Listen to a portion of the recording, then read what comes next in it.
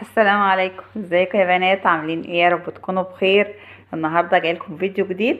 حط لايك للفيديو اللي لسه محطتيش، واشترك في القناه لو لسه ما اشتركتيش في العانه. ويلا اقول لكم على طول انا عايز النهارده اعمل ايه.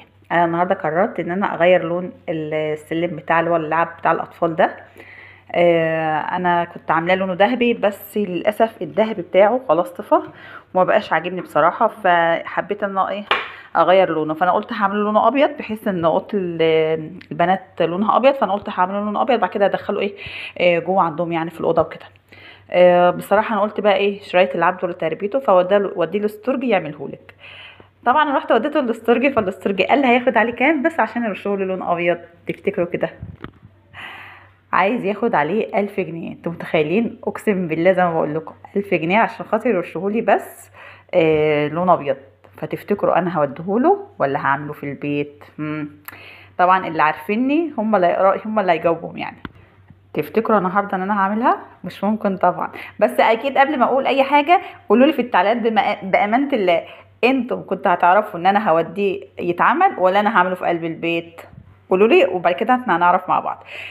طبعا انا لما لقيت ان هو مأفور قوي يعني، ولا هو فعلا يا جماعه يستحق ان هو ياخد ال1000 جنيه؟ تفتكروا يعني؟ انا حاسه ان هو كتير بصراحه. 1000 جنيه ليه؟ ده هو اصلا مش جايباه ب1000 جنيه يعني. انا كنت جايباه كان ب100 يعني، ب100 وحاجه يعني، ما كانش مكمل 200 جنيه. فتفتكروا عشان راح ارشه ادفع 1000 جنيه؟ ده لا يمكن ابدا. ده لا يمكن ابدا. والله العظيم مش بخل.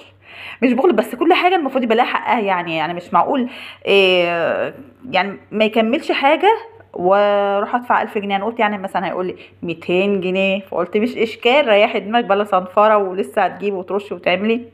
لكن لقيته 1000 جنيه، فانا بقول له بجد يعني. انا شيعت ابني ان هو كان يوديهوله. فلما ابني جاي بيقول لي ب 1000 جنيه، بقول له بجد قال لك 1000 جنيه؟ قال لي اه والله يا ماما بيقول لي ب 1000 جنيه.